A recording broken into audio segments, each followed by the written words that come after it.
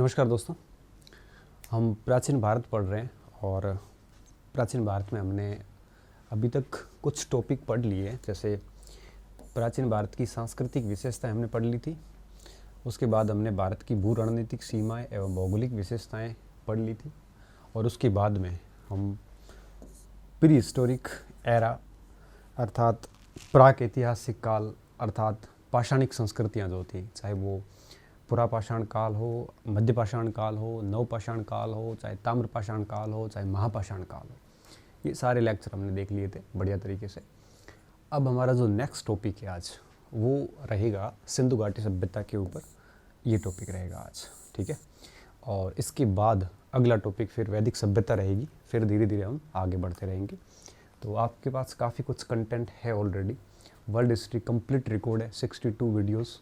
तो आप उसको बढ़िया तरीके से रेडी कर लीजिए, क्योंकि मेरा पूरा विश्वास है कि वहाँ से अगर फर्स्ट ग्रेड में 30 से 35 प्रश्न आते हैं तो डेफिनेटली मेरा पूरा विश्वास है 90-95% सवाल वीडियो से ही मिल जाएंगे आपको, और कुछ देखने की ज़्यादा आवश्यकता भी नहीं रहेगी। हाँ, लेकिन अगर आप इतिहास में नए हैं तो आप एक किताब साथ में रखेंगे और देखोगे थोड़ी भाषा समझ में आ जाएगी। और वर्ल्ड हिस्ट्री कंप्लीट है ऑलरेडी, ठीक है।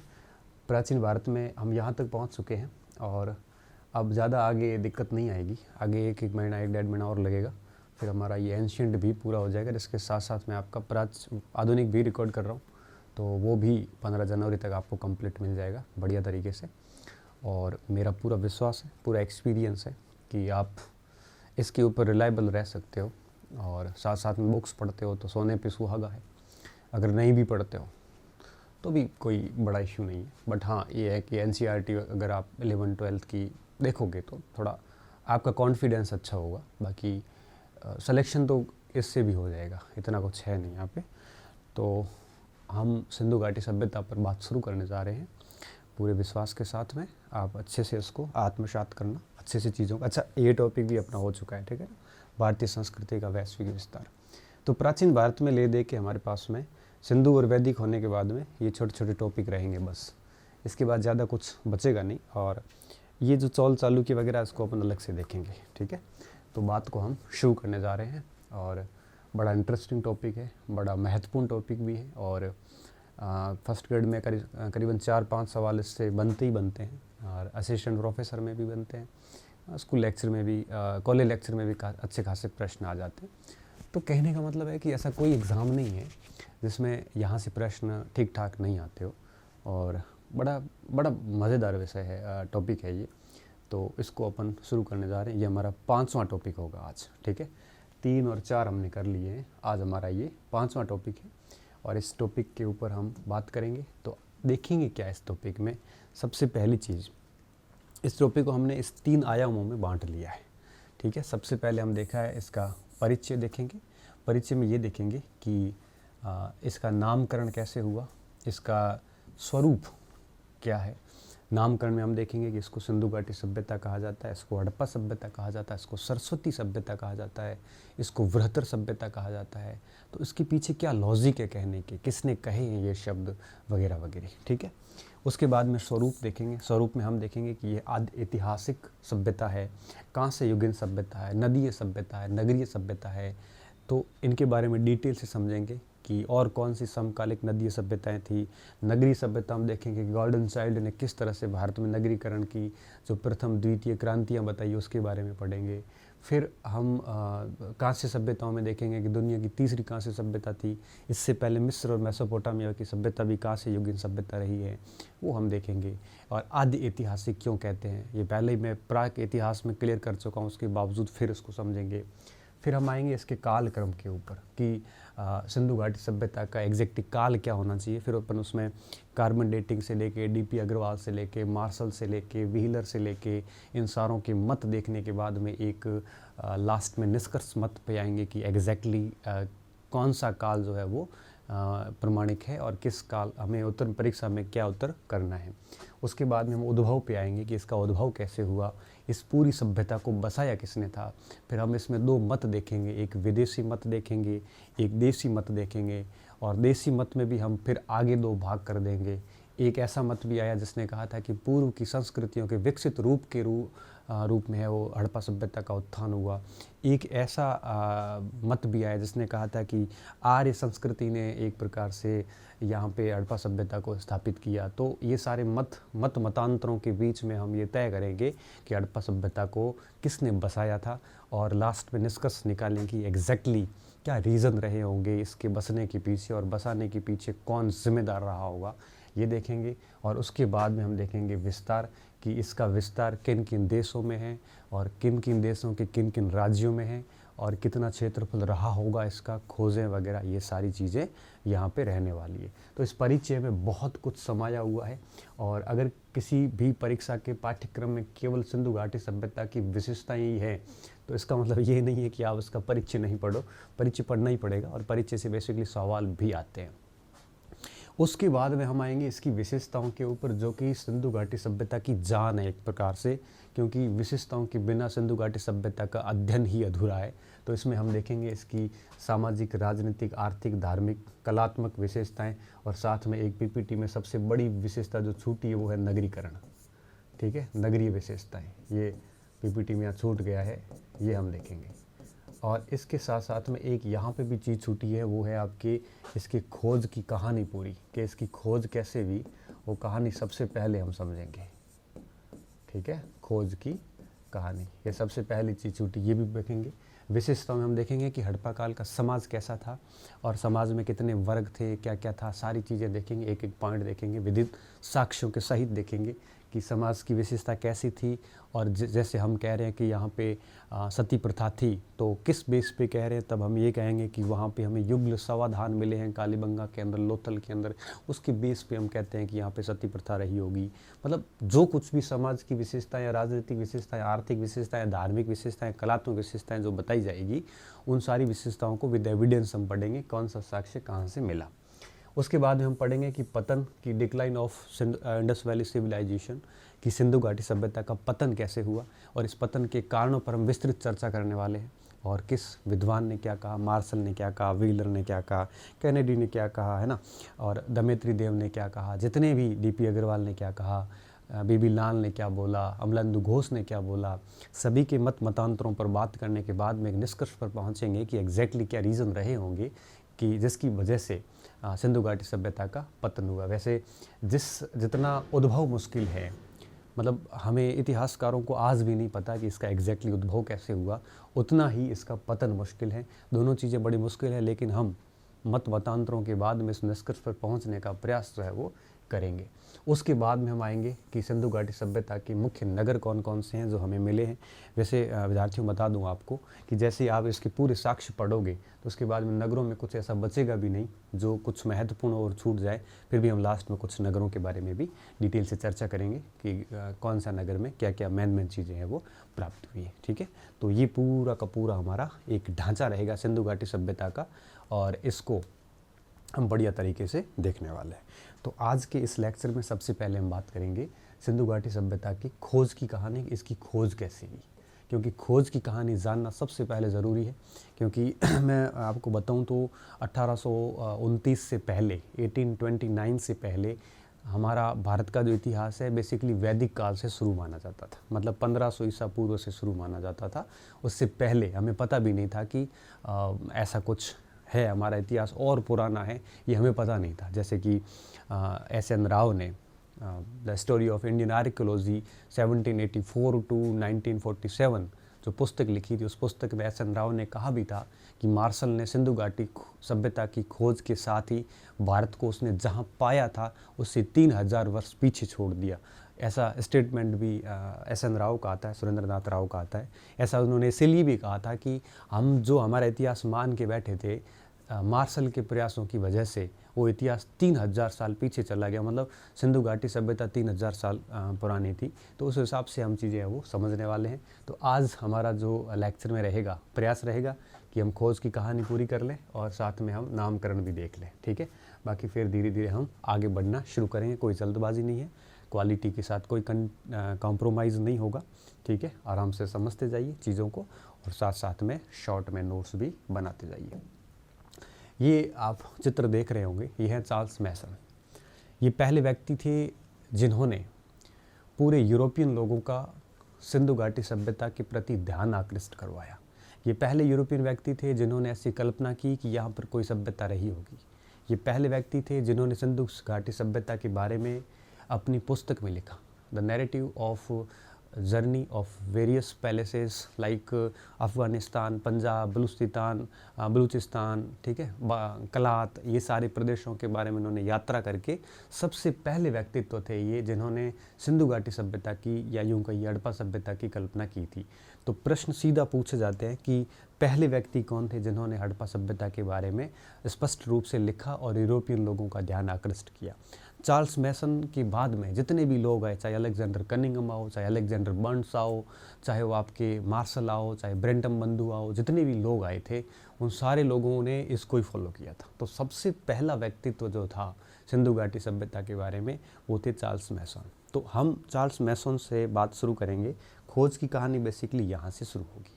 देखिए, खोज की कहानी की अगर अपन बात करें यहाँ पे, तो चार्ल्स मैसन का नाम बहुत महत्वपूर्ण अग्रिम पंक्ति में रखा जाता है। क्यों रखा जाता है, किस लिए रखा जाता है, ये सारी चीज़ें हम देखेंगे। और मैं कुछ लिखूं उससे पहले मैं थोड़ी सी स्टोरी आपको बता देता हूँ, फिर अपन एक एक के बारे में समझते जाएंगे और लिखते जाएंगे। देखो विद्यार्थियों, हुआ क्या था कि चार्ल्स मैसन, जिसका नाम जेम्स लेविस था, और ये छद्म नाम था। चार्ल्स मैसन तो इसका जो नाम था ये छद्म था। छद्म का मतलब होता है ना, जैसे शूडो नेम जैसे अपन इंग्लिश में बोलते हैं। छद्म नाम का मतलब ये होता है कि एक मेन नाम होता है, मुख्य नाम, और कुछ लोग अपना नाम बदल देते हैं, छद्म नाम रखते हैं जो दुनिया को पता नहीं होता। तो इसका जो मेन नाम था वो था आपके जेम्स लेविस। जेम्स लेविस नाम था और इसको छद्म नाम इसको चार्ल्स मैसन कहते हैं। ये व्यक्ति ब्रिटिश इंडियन आर्मी में था, मतलब भारतीय जो ब्रिटिश सेना थी उसका एक सैनिक था। और उस समय इसकी पोस्टिंग आगरा हुआ करती थी। 1827 के अंदर क्या हुआ, एक दिन ये अचानक से ही अपनी रेजिमेंट को छोड़ देता है।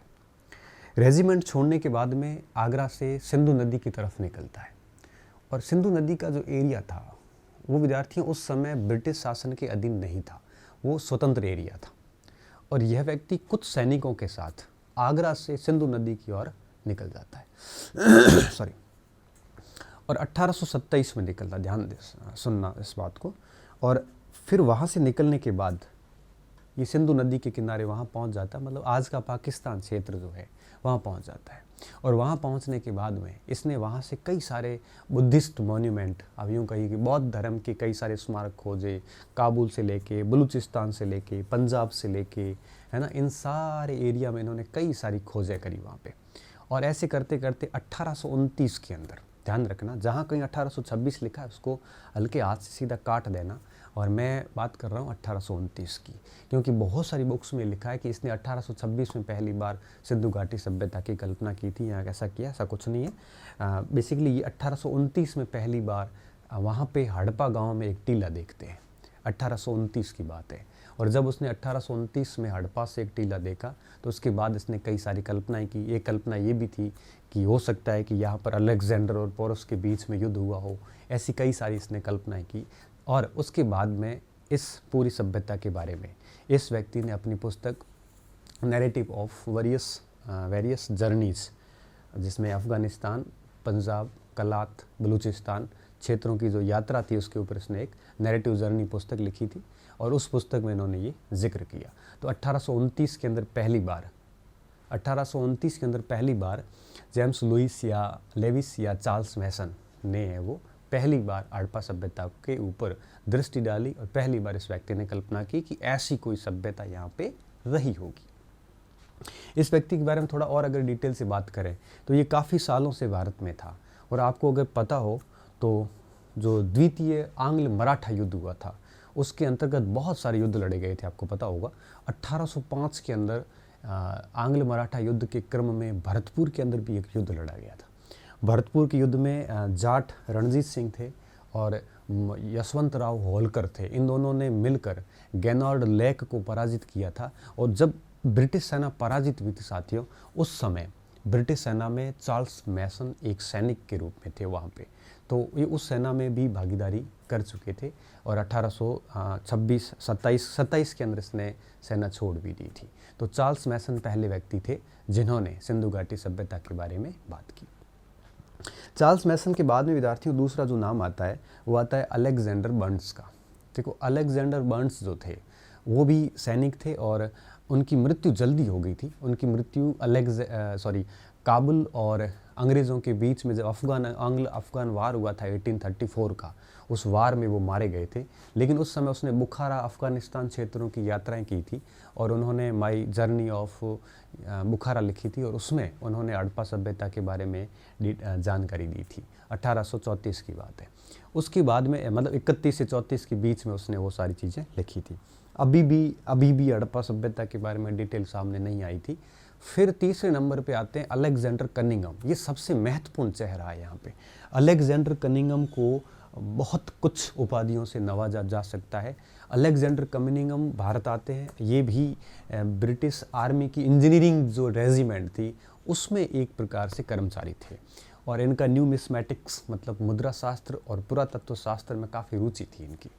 तो इन्होंने हड़प्पा की 3 बार यात्रा की थी।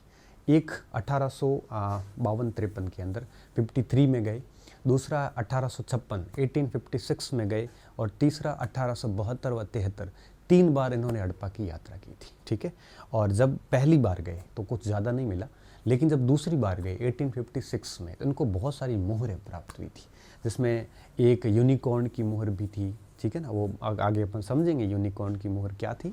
तो वहाँ पे इनको काफ़ी सारी मोहरें प्राप्त हुई और इन मोहरों का इन्होंने डिटेल से एनालिसिस किया और डिटेल से एनालिसिस करने के बाद में 1872 में जब एनालिसिस किया उसके बाद में इन्होंने पूरी बुक लिखी थी और उस किताब को, उस रिपोर्ट को जो इन्होंने मोहरों के आधार पर लिखी, उस रिपोर्ट को 1875 में पब्लिश किया गया। ये जो तिथियां बता रहा हूँ विद्यार्थियों, बहुत ऑथेंटिक तिथियां हैं। इससे इतर कहीं पर भी कोई तिथि मिलती है तो डेफिनेटली वो गलत तिथि है, ठीक है। मैं जो भी कुछ तिथि बता रहा हूँ ये काफ़ी कुछ इसको आप ऐसे अहम ना समझें या आत्मश्लाघा ना समझें। ये एक्चुअली मैं पूरा रिसर्च करके इन सारी चीज़ों को जो पढ़ा रहा हूँ, आपको पता है पीछे जितनी भी क्लासेस हुई है एक भी एरर नहीं रही है और रहेगी भी नहीं, ठीक है। तो जो कुछ भी पढ़ा रहा हूँ बड़ी जिम्मेदारी के साथ पढ़ा रहा हूँ। तो अलेक्जेंडर कनिंघम की रिपोर्ट 1875 में लंदन में पब्लिश होती पहली बार।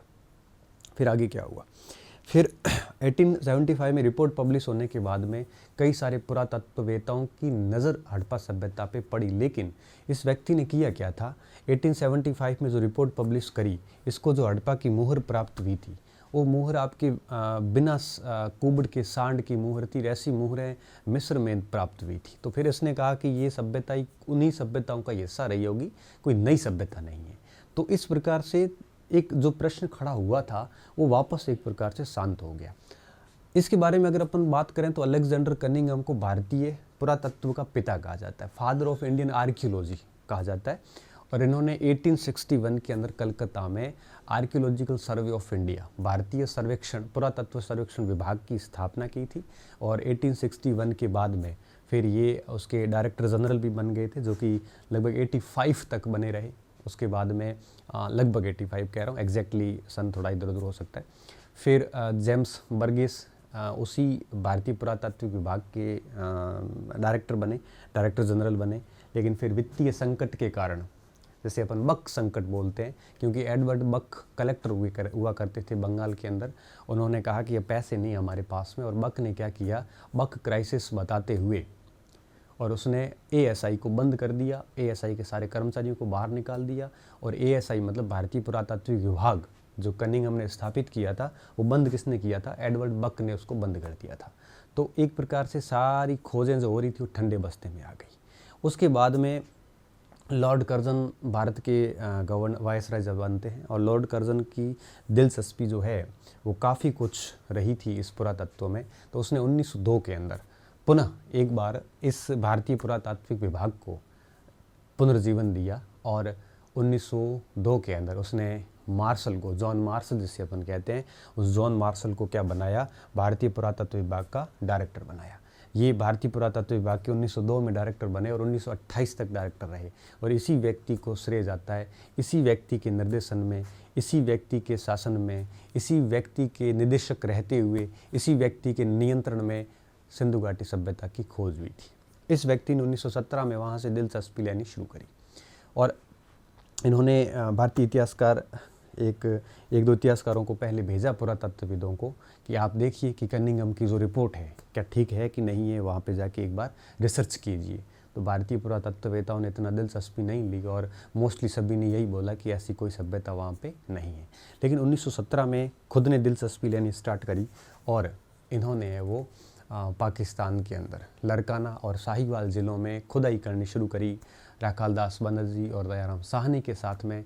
और धीरे धीरे खुदाई के बाद धीरे धीरे 1921-22 मतलब 20 का जो दशक था उस समय आपके इनको सफलता मिली। और इस सफलताओं के बाद में आप इसको ऐसे कह सकते हो कि यूँ कहिए कि 1921 के अंदर हड़प्पा और 22 के अंदर मोहनजोदड़ो की खोज हुई। और इन खोजों के बाद जब ये दो बड़ी खोजें हुई तो इन खोजों के बाद में 1924 के अंदर मार्शल ने लंदन की इलस्ट्रेटेड पत्रिका जो वीकली लंदन वीकली थी, लंदन के अंदर साप्ताहिक पत्रिका छपती थी, उसमें पूरी दुनिया के सामने घोषणा करी कि हमने दुनिया की प्राचीनतम सभ्यता खोज ली है। बस ये घोषणा 1924 के अंदर सितंबर महीने में की गई और मार्शल के द्वारा की गई थी। तो मार्शल को इस सभ्यता का एक प्रकार से यूँ कहिए कि खोजकर्ता माना जाता है।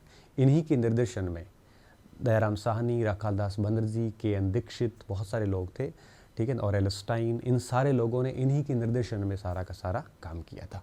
तो मार्शल के नेतृत्व में सिंधु घाटी सभ्यता एक प्रकार से शुरू होती है। तो आप इसको ऐसे समझिए कि 1829 में जिस सभ्यता की कहानी स्टार्ट हुई थी वो आपके सभ्यता अंततोगत्वा 1924 में प्रकाश में आती है।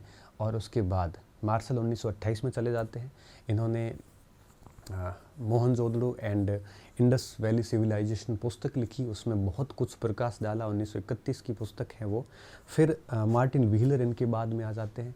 मार्टिन व्हीलर ने भी काफ़ी कुछ काम किया और वृहत क्षेत्रों के ऊपर खनन कार्य किए। मैके ने भी कार्य किए, फिर बीबी लाल ने कार्य किए। और इस प्रकार से 1924 के बाद से लगातार खनन होता गया, सभ्यता विस्तृत होती गई, हमारे को कई सारे सैकड़ों स्थान मिलते गए। और जैसे भारत आज़ाद हो गया उसके बाद में उसी समय भारत पाकिस्तान का विभाजन भी हो गया। और विभाजन के साथ ही सारे के सारे स्थान कहाँ चले गए? सारे के सारे स्थान पाकिस्तान में चले गए।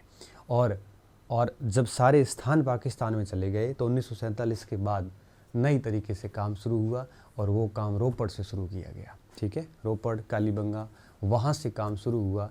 और आज 2021 की अगर अपन बात करें तो 21 क्या 22 की बात करें तो आज तक जो है वो सैकड़ों स्थान भारत में खोजे गए और सबसे ज़्यादा स्थान गुजरात में खोजे गए। कौनमेर सबसे नया स्थान खोजा गया, 2015-16 की बात है वो, ठीक है। वैसे खोजा तो 2006 में गया था। ASI अभी तक वहाँ पे रिसर्च कर रही है। और ये RS में एक बार प्रश्न भी आया कि सिंधु घाटी सभ्यता का नवीनतम स्थान कौन सा है। तो इस प्रकार इसकी पूरी खोज की कहानी रही। इस कहानी में एक कैरेक्टर बीच में और भी आता है और वो आता है आपकी 1856 के अंदर लाहौर और कराची के बीच में तीसरी रेल लाइन बन रही थी। तीसरी क्यों कह रहा हूँ? पहली रेल लाइन जो है वो आपके मुंबई से थाने के बीच में बनी थी। दूसरी रेल लाइन कलकत्ता रानीगांव के बीच बनी थी। और तीसरी जो रेल लाइन है वो लाहौर और कराची के बीच में बन रही थी, क्योंकि अंग्रेज़ लोग वहीं रेल लाइन बना रहे थे जहाँ जहाँ आपके बंदरगाह थे, ताकि कच्चे माल को आंतरिक भागों से बंदरगाह तक लाया जा सके। और फिर पक्का माल जब ब्रिटिश आएगा तो आपकी मैन्युफैक्चर्ड मटेरियल को उसको बंदरगाह से आंतरिक क्षेत्रों तक ले जाया जा सके। तो ब्रिटिशर्स ने मैक्सिमम जो रेलवे बनाई थी वो सारी की सारी रेलवे बंदरगाह को आंतरिक शहरों तक, जो कि रॉ मटेरियल के क्षेत्र थे, वहाँ तक जोड़ने के लिए इन्होंने लाइनें बनाई थी, रेलवे लाइनें। तो उस समय जो रेलवे लाइन बना रहे थे वो आपके विलियम ब्रेंटम और उनके भाई, इसलिए अपन उनको ब्रेंटम बंधु बोलते हैं, वो कॉन्ट्रैक्टर थे। वो जब रेल लाइन बना रहे थे तो वहाँ पर उनको कई सारी ईंटें मिली, क्योंकि रेल लाइन पहले क्या होता था, आजकल तो क्या है कि हम वो सीमेंट के पक्के हुए गाटर यूज़ करते हैं। पहले जब रेल लाइन बनाते थे तो उस गाटर के स्थान पे, क्योंकि सीमेंट तो था नहीं, तो उस गाटर के स्थान पे पहले के काल में पक्की हुई ईंटों का उपयोग करते थे। तो ईंटों को बनाने के लिए नीचे से मिट्टी चाहिए होती है जो चिकनी हो। तो उस मिट्टी की खोज के लिए जब रेलवे के उस कर्मचारियों ने खोज करनी शुरू करी तब उनको है वो ईंटें मिलनी शुरू हो गई थी। और ईंटें मिलने के बाद फिर वापस कनिंघम 1856 में दूसरी यात्रा वहाँ पे करते हैं। और इस प्रकार से उनका भी योगदान रहा है, ठीक है।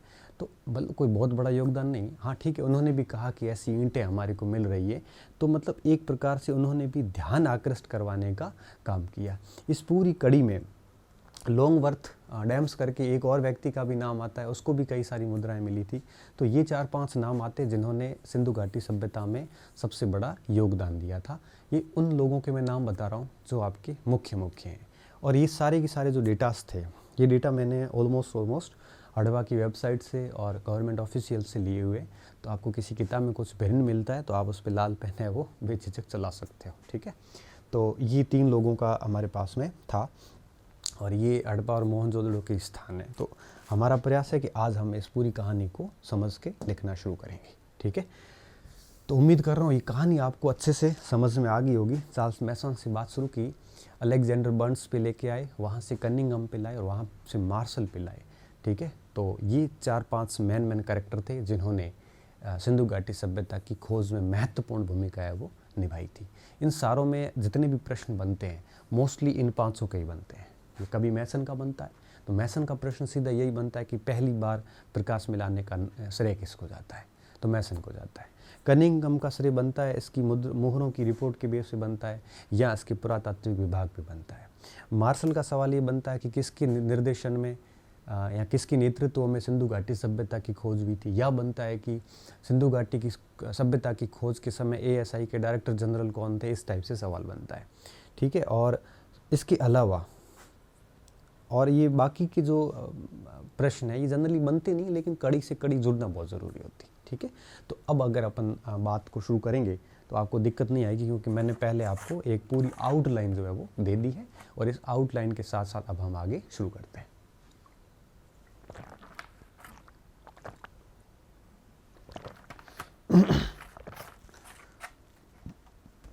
ठीक है,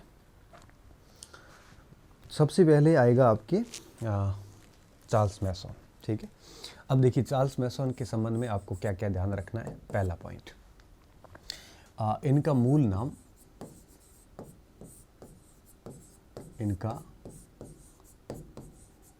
नाम जेम्स लेविस था, ठीक है। क्या था? जेम्स लेविस था। और यह इनका छद्म नाम था। छद्म का मतलब था शूडोनेम, ठीक है। कई बार क्या होता है कि अपनी सुरक्षा के दृष्टिकोण से भी कई बार नाम बदल देते हैं। तो जेम्स लेविस था जो कि आप साथ साथ में लिखते रहना, ब्रिटिश भारत की सेना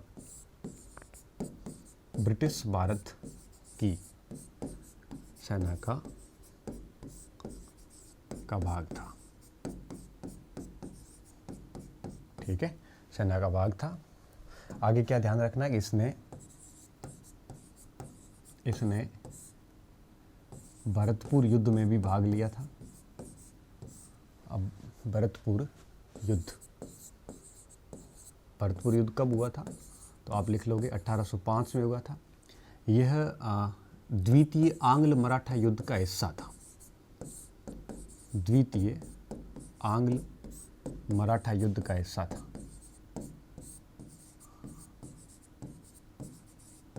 युद्ध का भाग था। इसमें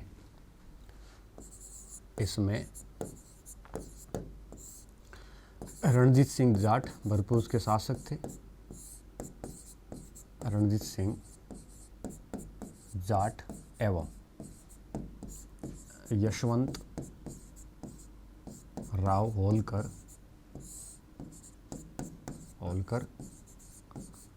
ने गेनार्ड लेक को पराजित किया था।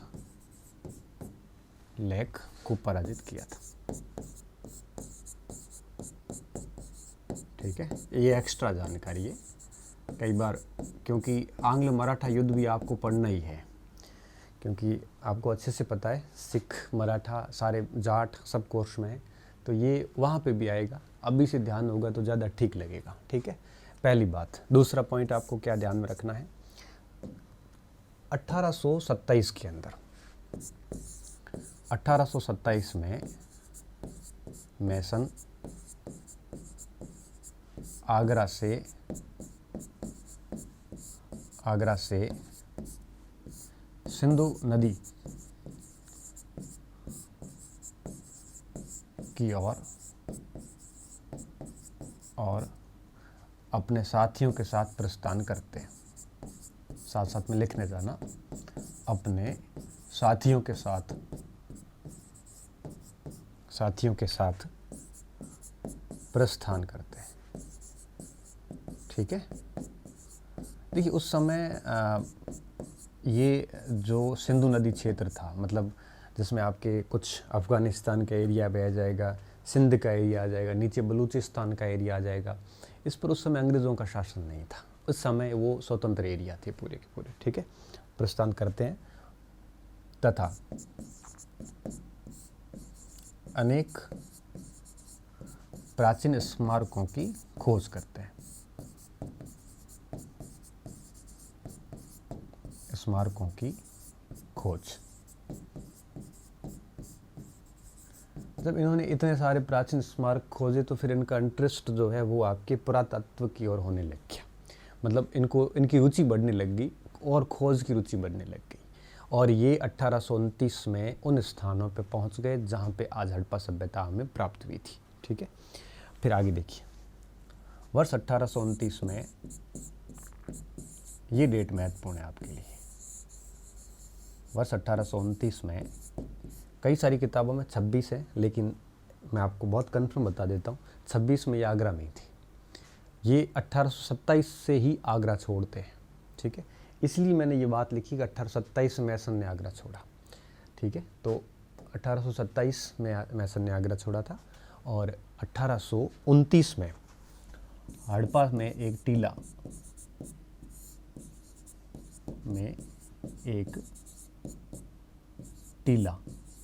मतलब माउंड देखा। ठीक है, हड़प्पा में एक टीला देखा। तत्पश्चात यहाँ सभ्यता होने की कल्पना की।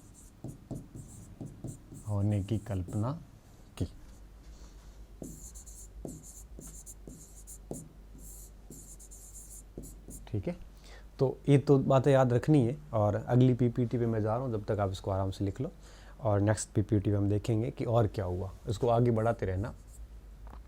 इस प्रकार मैसन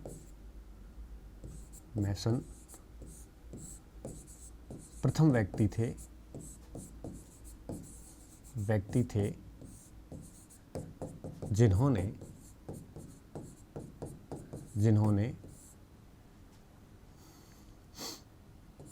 इंडस वैली सिविलाइजेशन, मैं IVC लिख रहा हूँ शॉर्ट में अब, पर प्रकाश डाला तथा प्रथम बार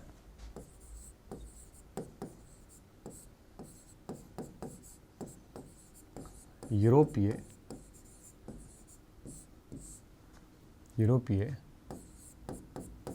लोगों का ध्यान आकृष्ट करवाया। ठीक है,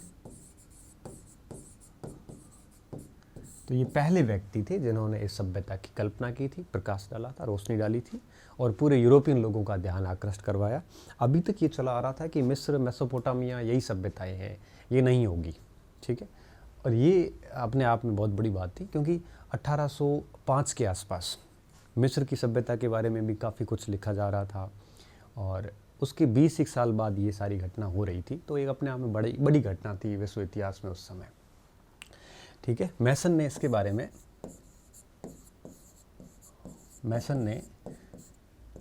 अनुमान लगाया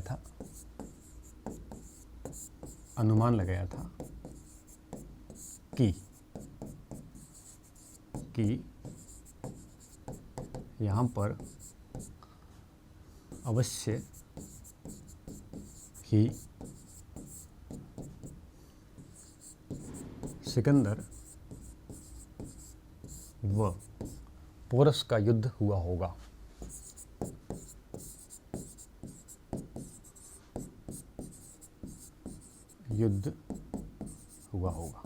मतलब इनका अनुमान ये था इसने कोई सिंधु घाटी सभ्यता नहीं बताई ऐसे कि यहाँ सिंधु घाटी सभ्यता, इसने कहा यहाँ पे कोई सिविलाइजेशन है, निश्चित रूप से यहाँ युद्ध हुआ होगा और इस युद्ध के बाद हो सकता है कि सिकंदर महान ने यहाँ पे पूरा का पूरा क्षेत्र खत्म कर दिया हो, ऐसा इन्होंने एक कल्पना करी थी। ठीक है, तो ये इनकी कल्पना थी और पहली बार यही व्यक्ति था जिसने पूरा का पूरा इस सभ्यता के बारे में कहा था। इस बात को आपको बढ़िया तरीके से याद रखना है। ठीक है, इनकी पुस्तक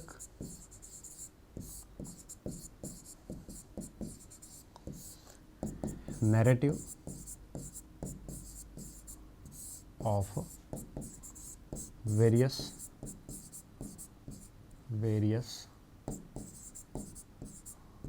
journeys of Afghanistan,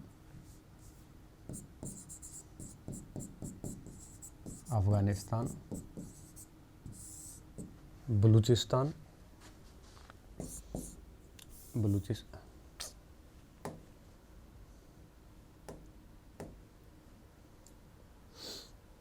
various journey of event,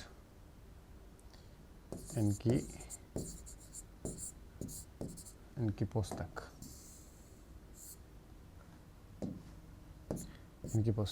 of Afghanistan, Balochistan, Kalat and Punjab 1842 में पब्लिश हुई थी। पंजाब में यह उल्लेख मिलते हैं।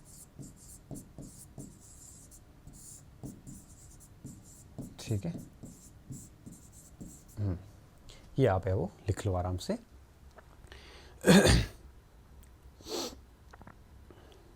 ठीक है, तो ये हो गया इसमें पूरा का पूरा किसका, चार्ल्स मैसन का। तो मैसन में क्या क्या ध्यान रखना है, सारी चीज़ें ऑलमोस्ट क्लियर है। अब चार्ल्स मैसन और कनिंघम, इनके बीच में एक नाम और आता है, तो मैं उसको भी अलग ही स्लाइड में ले लेता हूँ। ठीक है, उसके बीच में जो दूसरा नाम आता है विद्यार्थियों, वो आता है हमारे अलेक्जेंडर बर्न्स का। Alexander Burns. ठीक है, ये इनके बीच में आता है। इनका कोई बहुत बड़ा रोल नहीं था, हाँ, लेकिन इसको भुला भी नहीं सकते क्योंकि बड़े स्तर पर नेट वगैरह का एग्ज़ाम होता है तो आ जाता है कि निम्नलिखित में से किस पुरातत्व शास्त्री का योगदान सिंधु घाटी सभ्यता के खनन में या खोज में रहा या नहीं रहा, तो ऐसे में दिक्कत हो जाती है। ठीक है, तो थोड़ा सा ध्यान रखना अलेक्जेंडर में क्या क्या देखना है। अब अगर सबसे पहली बात करें इनकी, तो इन्होंने भी यहाँ के यूँ कहिए कि प्रथम द्वितीय नहीं, मैं सॉरी सारे थोड़ी देर पहले शायद द्वितीय बोल दिया था, प्रथम अफगान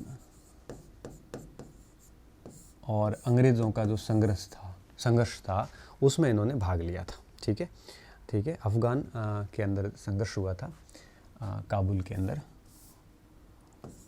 काबुल। ठीक है, अंग्रेज इनमें शामिल थे, मैं भाग लिया, सैनिक ही था ये भी, भाग लिया तथा मारा गया। ठीक है, मारा गया। इन्होंने जो पुस्तक लिखी वो थी हिस्ट्री ऑफ बुखारा, नहीं सॉरी, ट्रेवल्स इनटू बुखारा,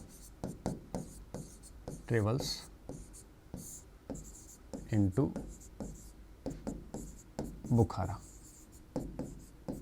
ठीक है, में अब ट्रेवल्स इनटू बुखारा जो किताब लिखी, इस किताब में जो इन्होंने है वो हड़प्पा सभ्यता के बारे में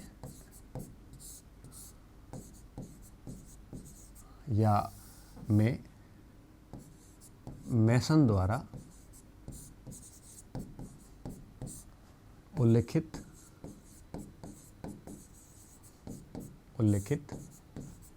सभ्यता पर कार्य किया।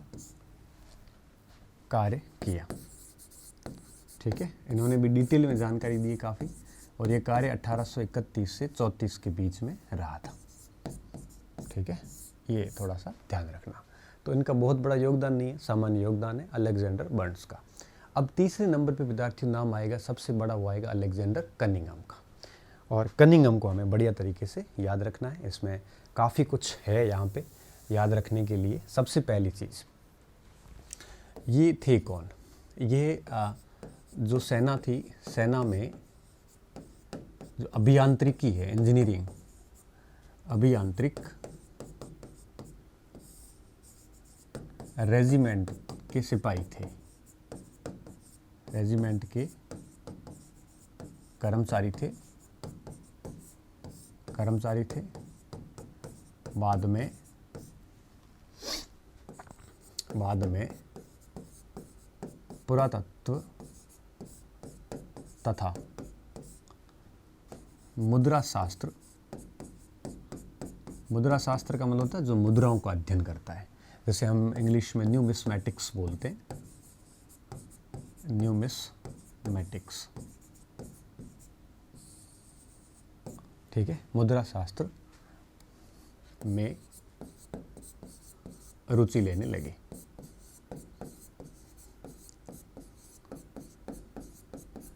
ठीक है। इस क्रम में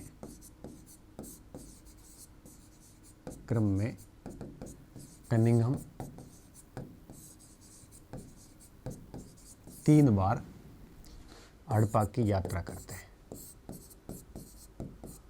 क्योंकि अलेक्जेंडर बर्न्स की रिपोर्ट आई थी, उससे पहले मैसन ने भी उल्लेख किया था, और इसके साथ साथ में कई और, बीच में एडम्स वगैरह के कई सारे नाम और भी आते हैं, इन सारे लोगों ने जिक्र किया था। तो फिर ये जिक्र करने के बाद में जब इनकी पुरातत्व में इतनी दिलचस्पी थी, तो निश्चित रूप से इनका है वो एक प्रकार से यहाँ जाने की इच्छा हुई, और ये आते हैं यहाँ पे हड़प्पा, 3 बार हड़प्पा की यात्रा की। कब की?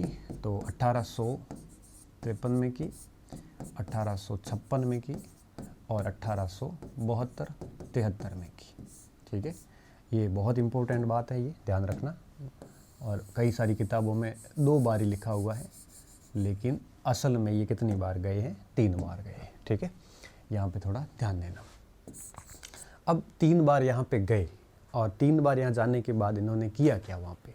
तो 1853 में कुछ ज़्यादा सफलताएं नहीं मिली, हाँ, लेकिन 56 में जब ये गए तो इनको वहाँ पे कई सारी मोहरें मिली, जैसे अपन सील बोलते हैं, और मोहरों के ऊपर विभिन्न प्रकार के चित्र थे।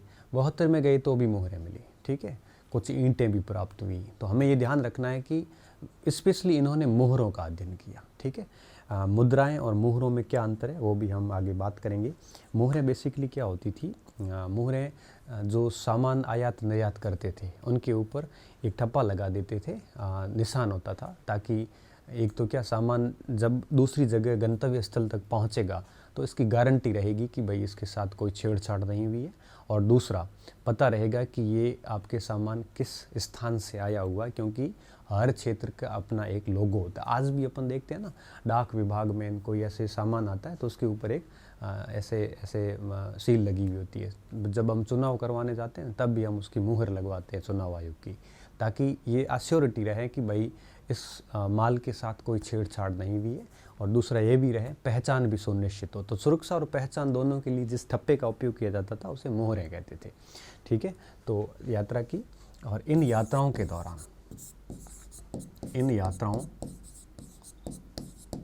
दौरान इनको विभिन्न प्रकार की मोहरें प्राप्त हुई, प्रकार की मोहरें, जिसमें प्रमुख थी एक वृषभ की मोहर,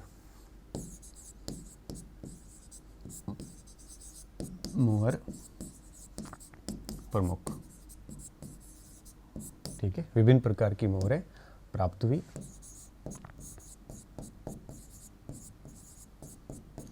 इनके आधार पर, या मोहरों के आधार पर, इनके आधार पर 1875 में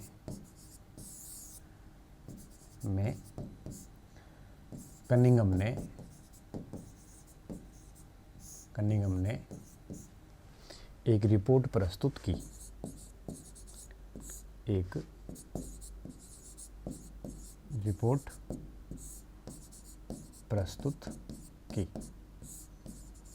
ठीक है, इसको यहाँ पे भ्रम इस बात का था कि वृषभ के ऊपर जो कुबड़ होती वो थी नहीं, तो उसको लगा कि हो सकता है कि विदेशी मुद्रा हो, ऐसी कोई यहाँ सभ्यता संभवतः नहीं रही हो, ऐसा उसको लगा था। यहाँ पे कनिंघम ने एक रिपोर्ट प्रस्तुत की। कब की बात है? 1875 की। ये किताबों में कई जगह 1872 भी लिखा है, कई जगह 73 लिखा है, एनसीईआरटी ने 75 लिखा है यहाँ पे, और इसकी खुद की रिपोर्ट है उसके ऊपर भी 75 लिखा हुआ है। और हड़प्पा की वेबसाइट पे हमें पता चलता है कि अलेक्जेंडर कनिंघम जो है वो 3 बार यहाँ पे है वो यात्रा कर चुके थे।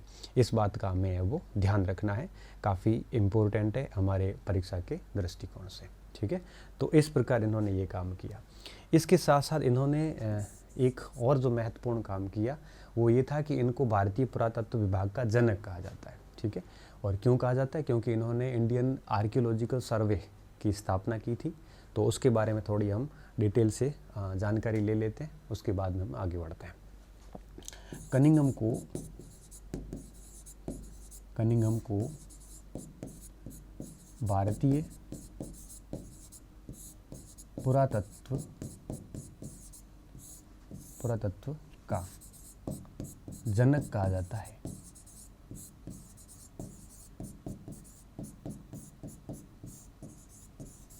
ठीक है, तो फादर ऑफ इंडियन आर्कियोलॉजी किसको कहा जाता है? कनिंघम को कहा जाता है। ठीक है, क्योंकि इन्होंने वो ASI की स्थापना की थी।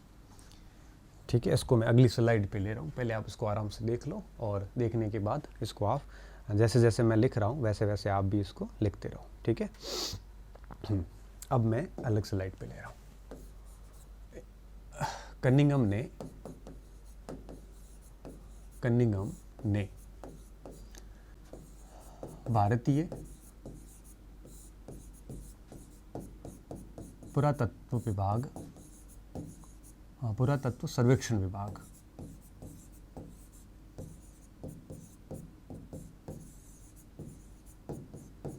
ठीक है, तो हम इसको शॉर्ट में कहते हैं ASI, Indian archaeological survey, department of Indian archaeological सर्वे, सर्वेक्षण का गठन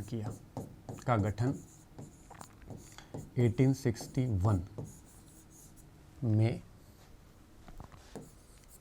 में कलकत्ता में किया।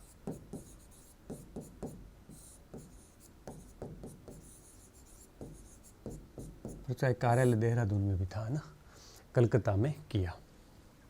ठीक है, 61 से आगे यूँ कहिए कि कुछ समय तक इसके डायरेक्टर जनरल नहीं थे, लेकिन बाद में भी इसके खुद पहला ही डायरेक्टर जनरल खुद बना। इसका पहला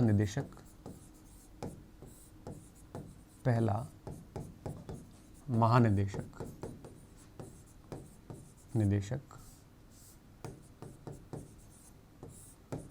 स्वयं बने, जो कि 1885 तक बने रहे।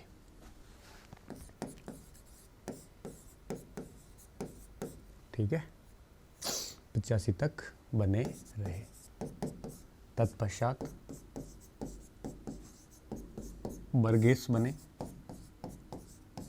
जॉन बर्गेस, जो कि 1886 टू 89 तक रहे। ये ध्यान रखना थोड़ा सा।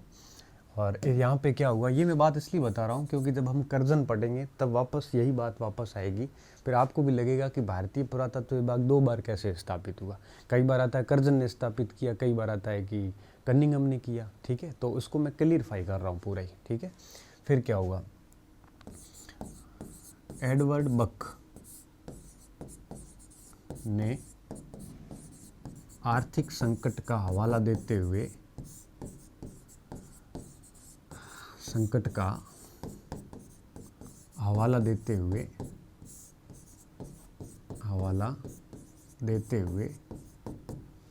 1892 में ASI को पूर्ण रूप से बंद कर दिया। पूर्ण रूप से बंद कर दिया। ठीक है। तत्पश्चात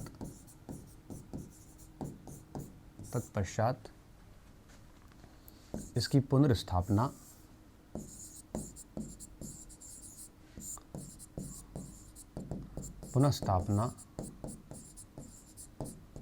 वायसराय, साथ साथ में लिखने जाना, लॉर्ड कर्जन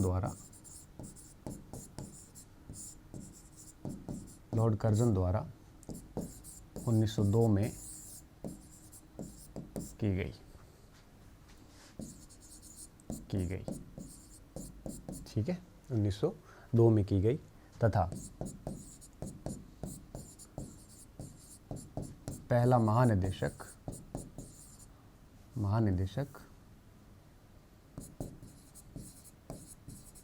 अभी क्या ये सरकार से पारित करवा दिया था, तो सरकार की फंडिंग आने लग गई थी। ठीक है, अब ये डायरेक्टर जनरल बन गया था। पहले ये डायरेक्टर जनरल, इंस्पेक्टर जनरल होते थे। ठीक है, तो महानिदेशक जॉन मार्शल को बनाया। जॉन मार्शल को बनाया। ठीक है, तो पहला इसका 1902 में जब दोबारा स्थापित हुआ तो इसका महानिदेशक किसको बनाया? जॉन मार्शल को है वो बनाया था यहाँ पे। ठीक है, तो कहने का मेरा साफ मतलब है यहाँ पे कि एक प्रकार से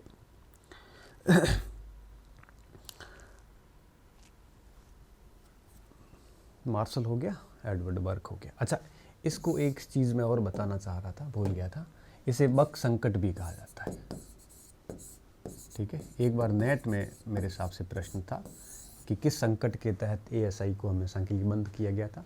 बक संकट के तहत किया गया था। ठीक है, तो ये जो योगदान था साथियों, ये योगदान था किसका? ये एक प्रकार से कनिंघम का योगदान था और कनिंघम ने ये सारी चीज़ें यहाँ पे करी थी। अब आगे देखिए, कनिंघम के बाद मार्शल को लाऊं उससे पहले दो उन छुपे लोगों के नाम भी मैं बताना चाहूँगा। दो छुपे क्या, एक ही व्यक्ति, जो ब्रिटम बंधुओं की बात है उसको थोड़ा देख लेते हैं, फिर सीधे मार्शल के ऊपर आते हैं। ठीक है, तो ये आगे मार्शल आए उससे पहले अपन क्रम से चल रहे हैं और क्रम को मेंटेन रखेंगे। 2 नंबर हो गया था अलेक्जेंडर बर्न्स का, और ये है हमारे 3 नंबर। ठीक है, और अब आगे आएगा 4 नंबर। ठीक है, 4 नंबर कौन है? 4 नंबर है आपके ब्रेंटम बंधु, जॉन एम विलियम ब्रेंटम। जॉन व विलियम ब्रेंटम। ठीक है, जॉन व विलियम ब्रेंटम, इनको अपन ब्रेंटम बंधु भी कहते हैं, ब्रेंटम ब्रदर भी बोलते हैं। ठीक है, इनका क्या योगदान था? दरअसल ये रेलवे के कॉन्ट्रैक्टर थे।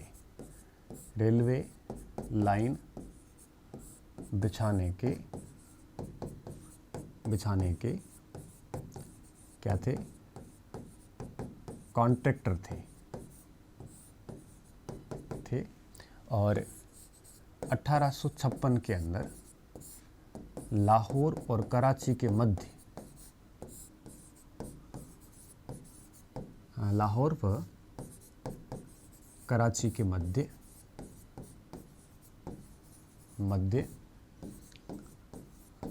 रेलवे लाइन लगाते समय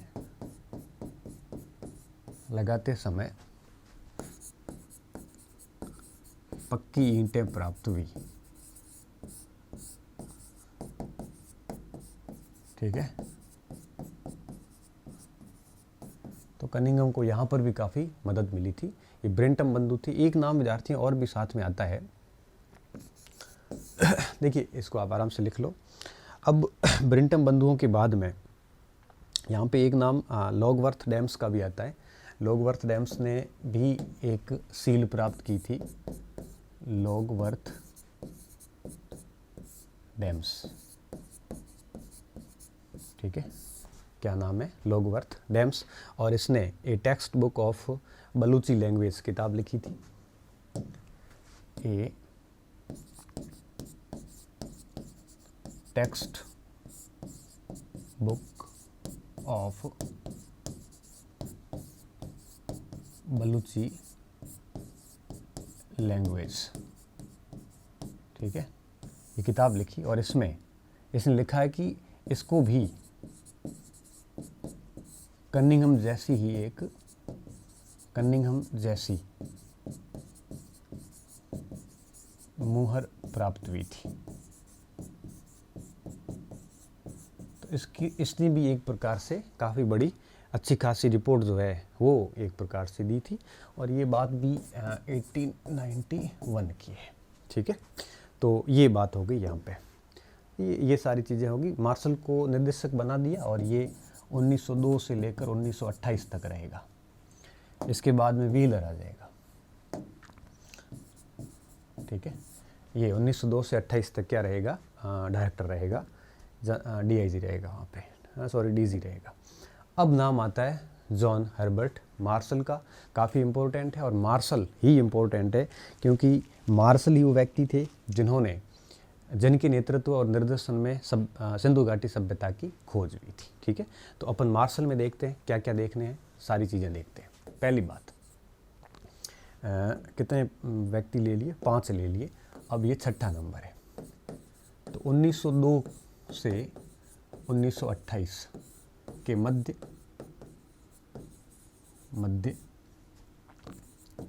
ASI, ठीक है, Indian survey of archaeology, ASI के डीजी रहे, ठीक है। इतना ज़्यादा है कुछ नहीं, आराम से इतना थोड़ा ध्यान रखोगे तो भी हो जाएगा। दूसरी बात, इनके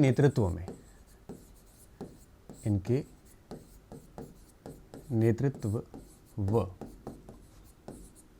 निर्देशन में हड़प्पा सभ्यता अथवा सिंधु घाटी सभ्यता, हड़प्पा सभ्यता की खोज हुई थी, ठीक है।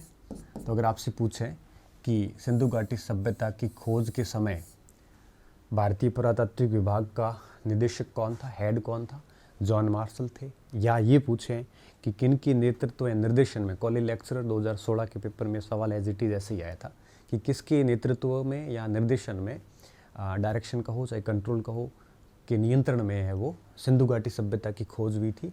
तो सीधा सा उत्तर क्या जाता है, जॉन हर्बर्ट मार्शल। ये जॉन मार्शल थे और इन्होंने है वो इस सभ्यता की खोज में सबसे बड़ी भूमिका जो है यहाँ पे निभाई थी, ठीक है। और इनके निर्देशन में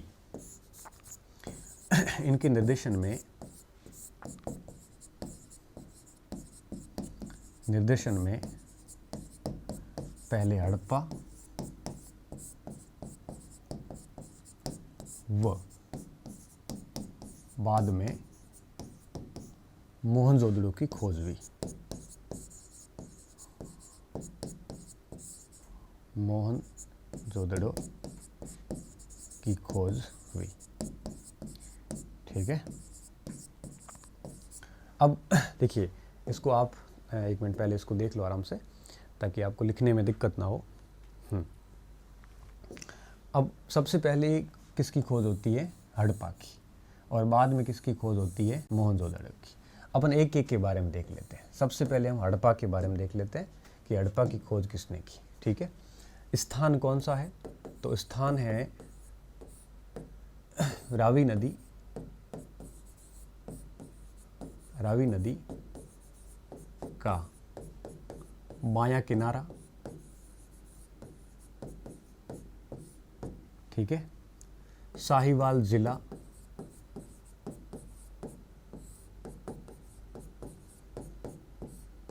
पंजाब प्रांत, पाकिस्तान।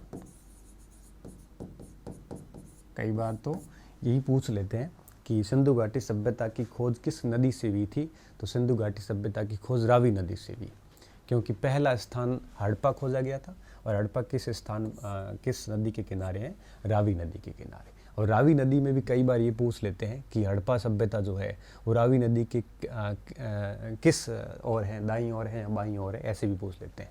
पहली बात। दूसरी बात, वर्ष 1921 में खोज की घोषणा हुई। उत्खनन तो 1917 से ही चल रहा था, खोज की घोषणा कब होती है? 1921 में। किसके नेतृत्व में? दयाराम साहनी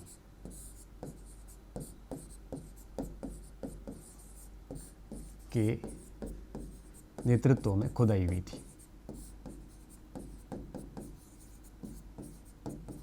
ठीक है, ये कई बार ऐसे प्रश्न आते हैं कि हड़प्पा सभ्यता की जो खोज की गई वो कहाँ पर की गई, किसने की गई, किस नदी के किनारे की गई और पहला स्थान कौन सा था? तो यह आपकी पहला स्थान था कौन सा? हड़प्पा। हड़प्पा गांव है और प्रथम स्थान। हड़प्पा सिंधु घाटी सभ्यता के गांव का नाम नहीं था, हड़प्पा पाकिस्तान का गांव है, बस उसके ऊपर खुदाई हुई इसलिए इसको हड़प्पा बोलते हैं। जैसे मान लो कि आपके गांव में कोई खुदाई हो तो सीधी सी बात है हम उस आपके गांव का ही नाम लेंगे। ठीक है, जैसे हमारे बाढ़ में तिलवाड़ा के अंदर यहाँ पे पूरा पाषाणकालीन कई सारे प्रमाण मिले हैं, तो हम उसको कहेंगे जैसे बागोर, तो बागोर की सभ्यता यहाँ पे तिलवाड़ा, तो तिलवाड़ा की सभ्यता या केंद्र जो भी है उस हिसाब से नाम देंगे। ठीक है ना, तो हड़प्पा उस समय का कोई ऐसा बोर्ड नहीं लगा हुआ था, ये बाद का नाम है। ठीक है, तो ये हड़प्पा की बात हो गई। अब मैं बात करूँगा यहाँ पे मोहनजोदड़ो की। ठीक है, ये हड़प्पा की बात है, मोहनजोदड़ो की बात करते हैं। मोहनजोदड़ो कहाँ पे? सबसे पहले स्थान सिंधु नदी,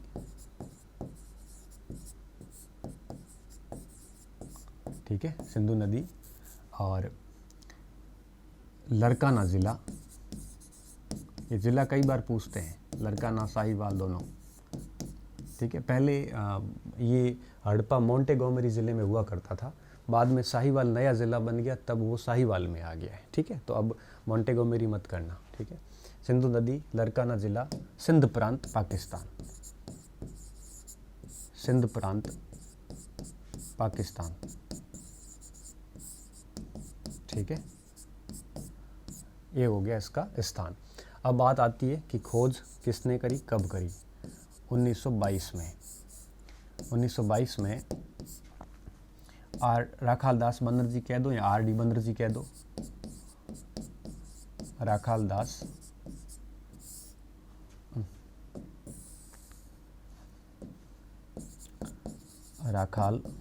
दास बनर्जी के नेतृत्व में, लिख लेना उसको आराम से, के नेतृत्व में खुदाई हुई,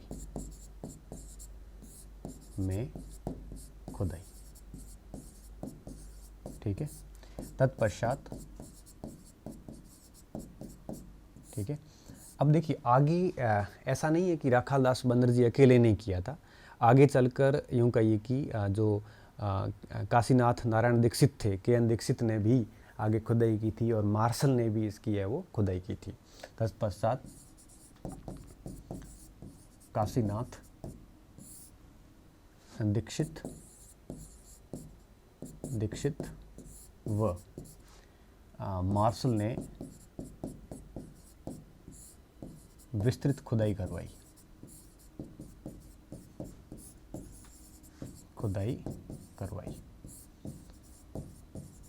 तो पहला स्थान कौन सा था? हड़प्पा, और दूसरा स्थान कौन सा? मोहनजोदड़ो। आप देख पा रहे हैं ये आपके किस तरह से ये रावी नदी है, इसका ये बिल्कुल आपके बायां किनारा हो जाएगा, ये सिंधु नदी का दायां किनारा हो जाएगा। देखिए आप दायां किनारा लिख लेना। तो ठीक है, तो ये दोनों स्थान है वो सबसे पहले खोजे गए, और ये दोनों स्थान किसके नेतृत्व में सारा काम निर्देशन में हो रहा था? वो हो रहा था आपके मार्शल के निर्देशन में। और इन दोनों स्थानों की खोज के बाद विद्यार्थियों क्या हुआ? अब सबसे इंटरेस्टिंग बात आगे सामने आती है।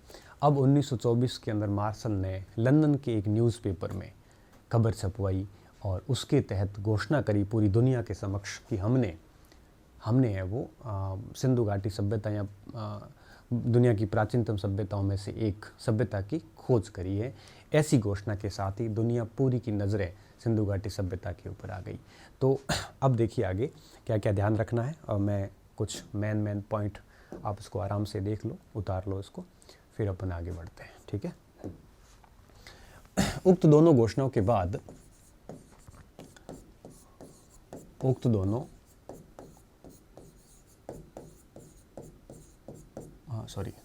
दोनों खोजों के बाद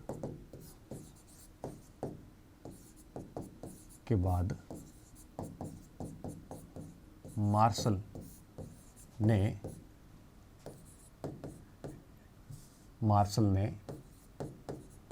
इंग्लैंड में सितंबर 1924 20 तारीख को, कहीं 24 लिखा है, गलत है ना, 20 ही है, सितंबर 1924 को एक साप्ताहिक पत्रिका थी, साप्ताहिक पत्रिका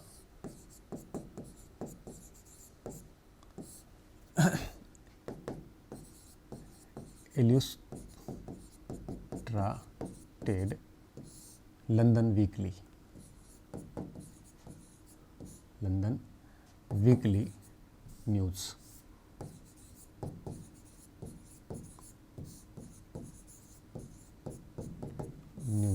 में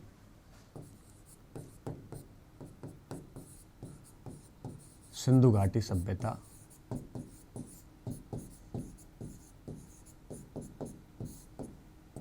घाटी सभ्यता की खोज की घोषणा की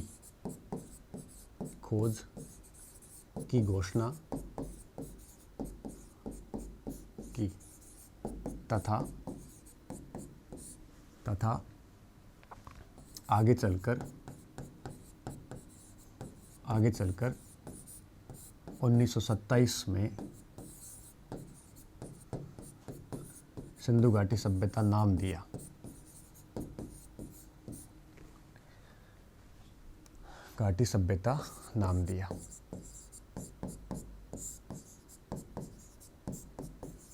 ठीक है, तो सिंधु घाटी सभ्यता नाम किसने दिया?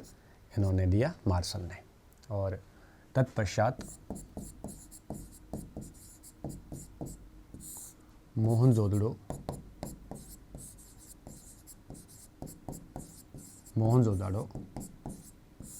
एंड इंडस सिविलाइजेशन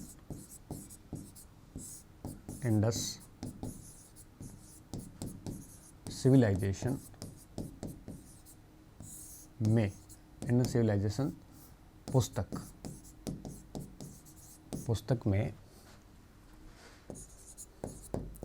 सभ्यता के बारे में विस्तृत जानकारी दी। ये पुस्तक का नाम भी याद रखना, बड़े एग्जाम्स में पूछ लेते हैं, जानकारी दी। ठीक है, एक तो आपको ये ध्यान रखना है। और इसके बाद में मार्टिन व्हीलर आते हैं, डायरेक्टर थे। तत्पश्चात, ये बातें मैं समझा चुका हूँ, बस अब लिखवा रहा हूँ। तत्पश्चात मार्टिन व्हीलर, ये मार्टिन व्हीलर आगे कई बार आने वाले, एक बार नहीं आएंगे, कई बार आएंगे। मार्टिन व्हीलर की पुस्तक थी जिनका नाम था आपके माई आर्कियोलॉजिकल सर्वे,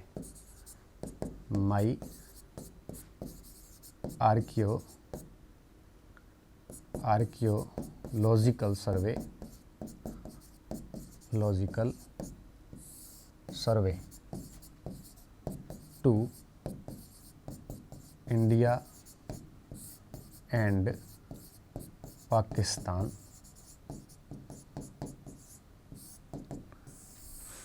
में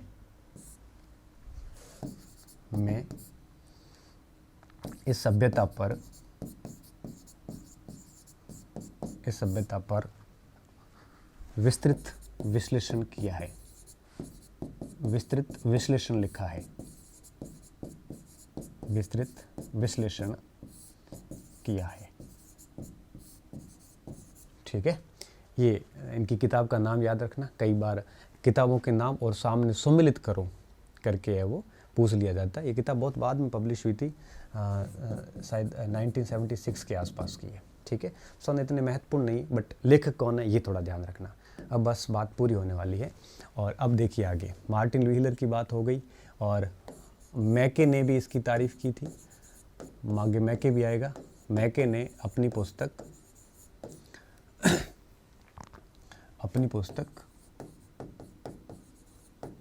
अर्ली इंडस सिविलाइजेशन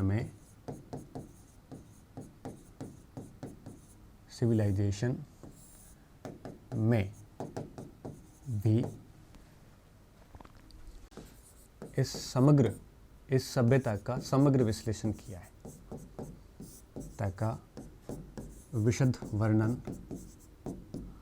किया है, ठीक है। और सबसे लास्ट बात इस खोज की पूरी कहानी की जो आपको याद रखनी, एस.एन. राव का स्टेटमेंट, जो इन्होंने सिंधु घाटी सभ्यता के खोज के बाद इन्होंने जो है अपना स्टेटमेंट दिया, हिस्टोरी ऑफ इंडियन आर्कियोलॉजी। तो एस.एन. राव का स्टेटमेंट कई बार परीक्षा में पूछते हैं। एस.एन. राव, सुरेंद्रनाथ राव ने अपनी पुस्तक story of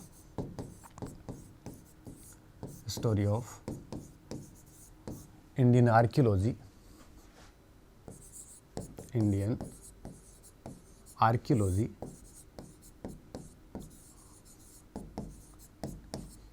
archaeology 1784 to 1947 archaeology में लिखा है कि मार्शल ने भारत को जहां पाया था वहां से 3000 वर्ष पीछे छोड़ दिया। मतलब ये हुआ कि ये मतलब था साफ इसका कि मार्शल ने सिंधु घाटी सभ्यता की खोज करके भारतीय इतिहास को थोड़ा और पुराना कर दिया। कहने का मतलब ये था, पीछे कर दिया, ठीक है, पीछे कर दिया। तो ये स्टेटमेंट एस.एन. राव का है। अब आप इसको आराम से लिख लो, काफ़ी इम्पोर्टेंट भी है और काफ़ी महत्वपूर्ण भी है, ध्यान रखने वाली सारी चीज़ें हैं इसमें। तो विद्यार्थियों, ये था हमारे इस पूरे खोज की कहानी सिंधु घाटी सभ्यता की। उम्मीद करूँगा कि आपको अच्छे से समझ में आ गई होगी, ठीक है। और अब कल की जो क्लास होगी उस क्लास में हम जो है ये 500 ही एक साथ कर लेंगे, क्योंकि इतना बड़ा मामला नहीं है जितना आज का था, और फिर सीधे विशेषताओं पर उसके बाद में पतन पे आएंगे, ठीक है। तो मस्त रहिए, हंसते रहिए, पढ़ते रहिए, स्वस्थ रहिए और इतिहास का आनंद है वो लेते रहिए। बहुत बहुत धन्यवाद।